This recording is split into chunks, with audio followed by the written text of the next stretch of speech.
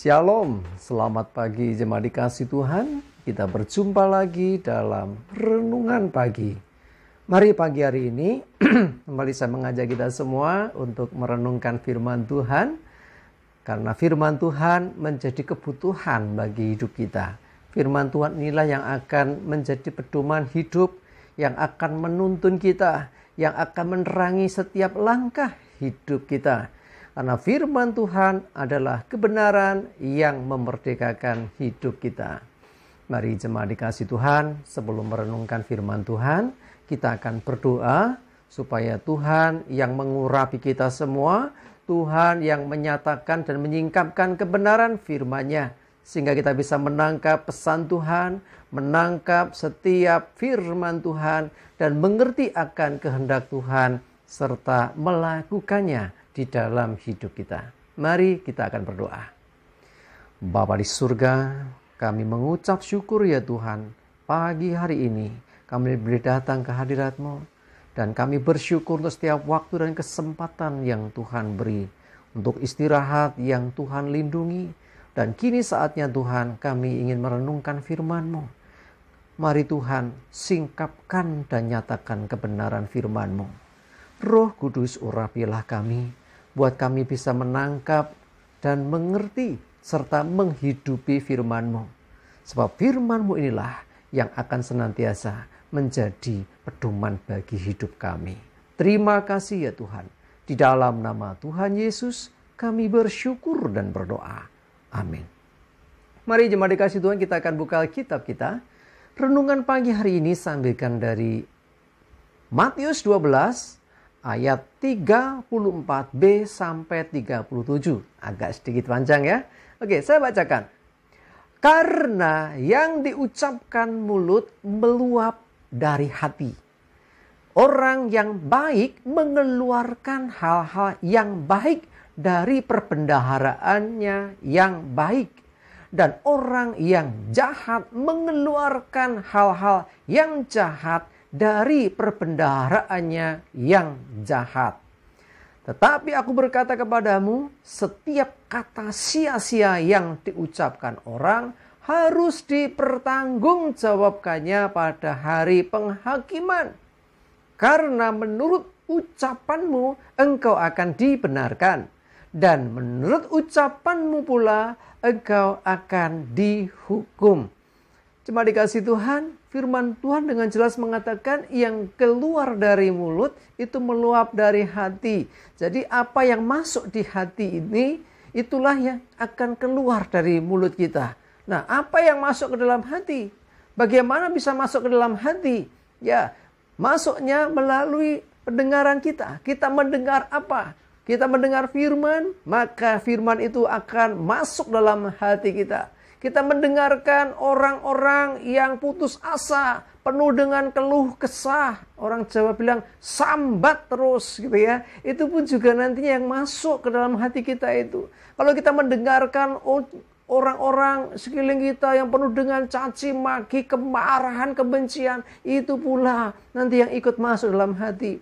Tergantung apa didengar. Karena nanti yang keluar dari mulut, ya itu meluap dari hati. Terlebih lagi saat kondisi kepepet, kondisi terjepit, kondisi tertekan, ya akan kelihatan aslinya apa di dalam hati. Kadang orang masih bisa pura-pura ya, tapi udah mentok nggak bisa. Akan keluar aslinya seperti apa. Orang yang baik, nah ini orang ya, siapa yang disebut orang baik? Ya, dia akan mengeluarkan dari perbendaharaan hatinya yang baik. Nah, kalau kita banyak merenungkan firman, kita banyak mendengarkan firman dan menyimpan itu dalam hati kita, maka disebut orang baik. Ya, lawannya orang baik, orang yang jahat tentunya. Ya, jadi orang yang jahat, dia akan mengeluarkan yang jahat. Kemarahan, kebencian, kekecewaan, itu yang akan keluar. Selalu itu saja terus yang keluar. Jadi dari hati itu nanti keluarnya dua cara. Satu keluar melalui ucapannya, satu melalui pikiran. Artinya apa? Mikirnya. kalau dia selalu merenungkan firman, dia akan berpikir seperti apa yang dikatakan firman. Tetapi kalau dia mendengarkan yang dari dunia, yang penuh dengan kondisi yang tidak menentu, yang jahat, maka pikiran orang juga ikut jahat dan akhirnya berimbas, ucapannya pun bisa jadi jahat. Ya, mungkin halus, orang Jawa bilang, tetapi nyelekit orang bilang. Ya, hati-hati dengan ini ya. Jadi mari jaga betul apa yang masuk dalam hati kita. Karena setiap kata sia-sia yang diucapkan akan dipertanggungjawabkan. Ini gak main-main saudara. Ya, menurut ucapanmu engkau akan dibenarkan. Kalau engkau mengucapkan yang benar, mengucapkan yang baik, ya, memperkatakan kebenaran, maka engkau dibenarkan di hadapan Tuhan. Dan menurut ucapanmu pula engkau akan dihukum. Kalau ucapanmu gak benar. Ya, ingat ucapan gak benar dipengaruhi dari cara berpikir yang tidak benar. Cara berpikir yang tidak benar dipengaruhi dari isi hati yang tidak benar. Dan isi hati yang tidak benar juga sering dipengaruhi dari apa yang tidak benar yang didengarnya. Jadi itu berhubungan terus. Karena itu perbanyak dengar firman Tuhan. Perbanyak dengar kebenaran. Dan bukan sesuatu yang sebaliknya. Sesuatu yang jahat. Mari jemaat dikasih Tuhan, jaga hati kita, sebab Tuhan selalu melihat hati. Ya, yang dilihat manusia ya terbatas, tapi Tuhan melihat apa yang di hati seseorang. Tidak ada yang bisa menyembunyikan. Kita bisa berkata, aku baik-baik saja, tetapi kalau hati kita penuh dengan mungkin kekecewaan, kepahitan, dendam, benci, itu pun dilihat Tuhan. Jangan merasa baik-baik saja kalau memang hatinya nggak baik-baik. Mari izinkan Tuhan membersihkan hati dan hidup kita. Izinkan Tuhan membaharui kita. Dengan kita tentunya membuka diri di hadapan Tuhan. Dan izinkan segala yang baik. Ya, sesuatu yang membangun, itulah yang mengisi hati kita. Sehingga mulut kita pun akan berucap yang baik. Mulut kita akan mengatakan yang membangun orang, yang menguatkan orang. Perkataan-perkataan yang menghibur. Perkataan-perkataan yang memberi semangat. Dan bukan yang sebaliknya. Mari jemaat dikasih Tuhan, intinya jaga apa yang engkau dengar, jaga apa yang masuk di hatimu, jaga apa yang kau pikirkan, jaga pula apa yang kau ucapkan. Dan semua berhubungan. Yang didengar masuk ke dalam pikiran dan ke hati, dari hati keluar lagi melalui ucapan dan perkataan kita. Akan ketahuan kita orang seperti apa. Ingat, orang yang baik mengeluarkan perbendaharaan yang baik. Karena itu isilah perbendaharaan hatimu dengan yang baik-baik, termasuk dengan firman-Nya. Amin. Kita berdoa.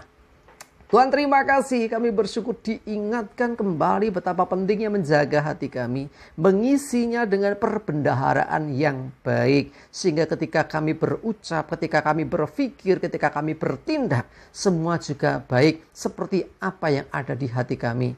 Jaga kami Tuhan sehingga tidak ada sampah-sampah dosa yang masuk di hati kami. Seperti kekecewaan, kebencian, ketakutan, kekhawatiran, ketidakpercayaan. Supaya semua itu dijauhkan dari hati kami. Terima kasih Tuhan, kami bersyukur. Juga berdoa menyerahkan hari ini hidup kami sepenuhnya dalam tuntunan penyertaan-Mu ya Tuhan. Dan dijauhkan dari kami segala celaka dan mara bahaya. Damai sejahtera, sukacita, segala berkat dan kebaikan Tuhan menyertai kami semua. Terima kasih ya Tuhan. Di dalam nama Tuhan Yesus kami bersyukur dan berdoa. Amin. Mari jemaat dikasih Tuhan, selalu saya mengajak kita semangat dan maju terus dalam iman dan pengharapan. Tuhan Yesus memberkati kita semua. Amin.